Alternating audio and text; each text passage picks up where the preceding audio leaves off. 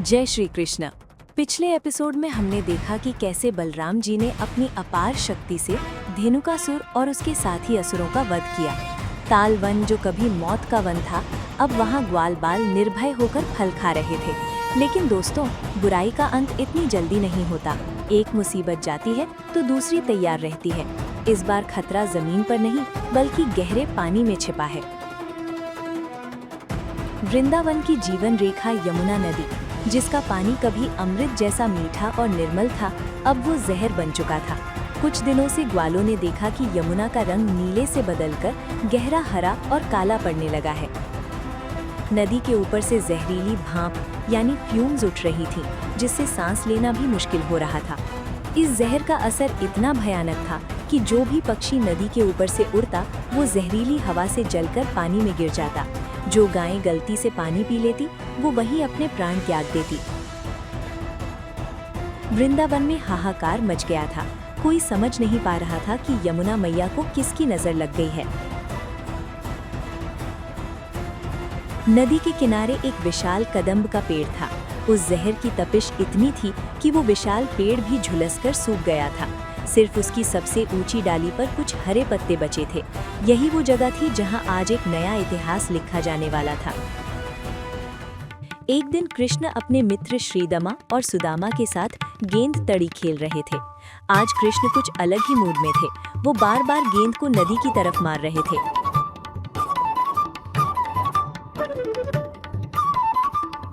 श्रीदमा ने कहा, कन्हा, ध्यान से खेलो, अगर गेंद नदी में गई तो हमें वापस नहीं मिलेगी।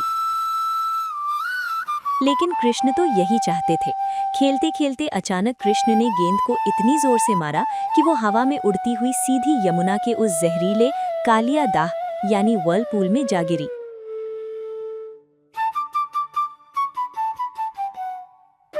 सभी ग्वाल बाल डर गए। श्रीदमा ने कहा, अरे ये तूने क्या किया कन्हा, अब गेंद कौन लाएगा, वहां तो मौत है। कृष्ण ने मुस्कुराते हुए कहा, गेंद मैंने फेंकी है तो मैं ही लाऊंगा। ये कहकर कृष्ण उस सूखे कदम के पेड़ की तरफ बढ़ गए।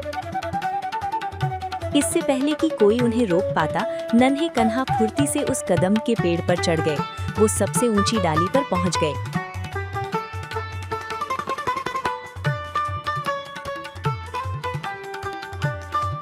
नीचे खड़े दोस्त चिल्लाते रहे, नहीं कन्हा, मत कूदो, वहाँ कालिया नाग है। लेकिन भला ईश्वर को कौन रोक सकता है। कृष्ण ने अपनी कमर कसी और जय यमुना मैया बोलकर उस जहरीले पानी में एक लंबी छलांग लगा दी। धड़ाम, पानी की छींटें उड़ी और कृष्ण गहराई में चले गए।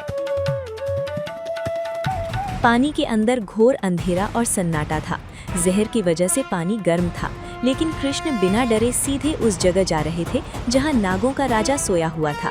उनके शरीर के तेज से पानी में रोशनी हो रही थी। कृष्ण की आहट से और उनके तेज से कालिया नाग की नींद टूट गई। वो सदियों से वहां राज कर रहा था। आज पहली बार किसी ने उसके इलाके में घुसने की हिम्मत की थी। गुस्से में वो फुंकार मारता हुआ उठा। कालिया का रूप बड़ा ही भयानक था। उसके 5 मुख्य फण थे और 100 से ज्यादा छोटे फण। उसकी आंखें आग की तरह लाल थीं और मुंह से जहर टपक रहा था। उसने देखा कि एक छोटा सा बालक उसके सामने मुस्कुराता हुआ खड़ा है।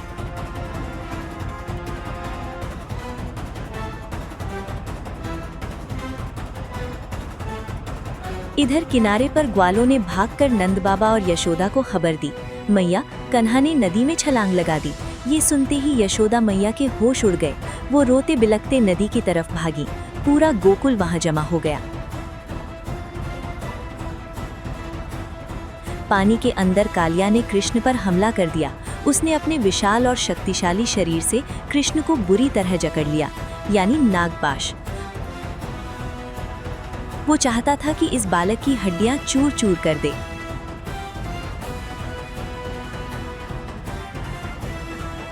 बाहर यशोदा मैया नदी को देखकर बेहोश होने लगी। वो बार बार कृष्ण को बुला रही थी। बलराम जी सबको समझा रहे थे कि धैर्य रखिए, कन्हा को कुछ नहीं होगा, पर किसी को विश्वास नहीं हो रहा था। जब कृष्ण ने देखा कि ब्रिजवासी दुखी हो रहे हैं, तो उन्होंने खेल खत्म करने का सोचा। उन्होंने अपना शरीर फुलाना शुरू किया। कालिया की पकड़ ढीली पड़ने लगी।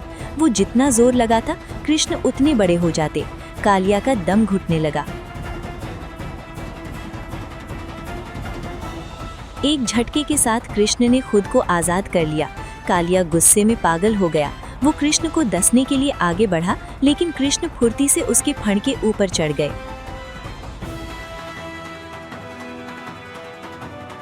अब शुरू हुआ वो दृश्य जो देवता भी आसमान से देखने आए थे।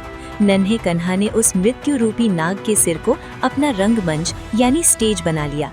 वो कालिया के सबसे ऊंचे फण पर खड़े हो गए। कृष्ण ने वहां तांडव नृत्य शुरू किया। उनके नन्हे पैरों का प्रहार इतना भारी था कि कालिया का सिर झुकने लगा। जैसे ही वो दूसरा फण उठाता, कृष्ण कूदकर उस पर पहुंच जाते और उसे कुचल देते। कृष्ण के पैरों की थाप से कालिया का अहंकार टूट गया। उसके मुंह से खून निकलने लगा। उसकी सारी शक्ति खत्म हो गई। उसे समझ आ गया कि ये कोई साधारण बालक नहीं, बल्कि स्वयं आदि पुरुष है।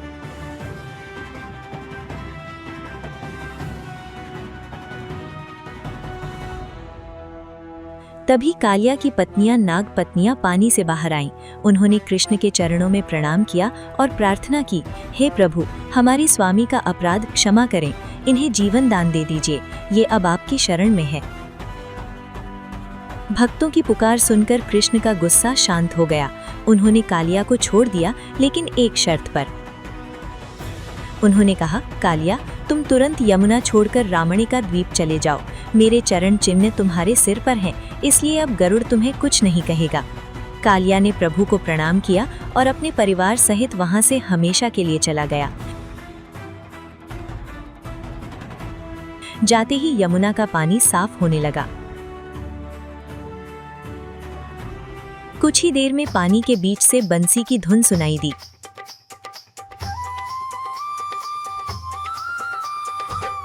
सबने देखा कि कन्हा सही सलामत कमल के फूलों की माला पहने हुए बाहर आ रहे हैं। यशोदा मैया दौड़ कर गईं और अपने लल्ला को गले लगा लिया। उन्होंने कृष्ण को चूम लिया और देखने लगी कि कहीं चोट तो नहीं आई। पूरे वृंदावन ने राहत की सांस ली।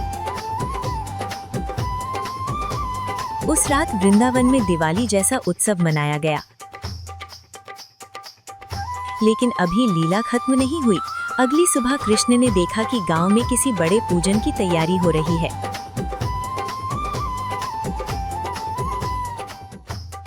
ढेर सारा पकवान बनाया जा रहा है। कृष्ण ने पूछा, बाबा, ये किसकी पूजा हो रही है? बाबा ने कहा, हम इंद्रदेव की पूजा कर रहे हैं ताकि बारिश हो। लेकिन कृष्ण कुछ और ही चाहते थे। वो चाहते थे गोवर्धन की पूजा। क्या होगा जब कृष्ण इंद्र का घमंड तोड़ेंगे? देखिए अगले महा एपिसोड में गोवर्धन लीला।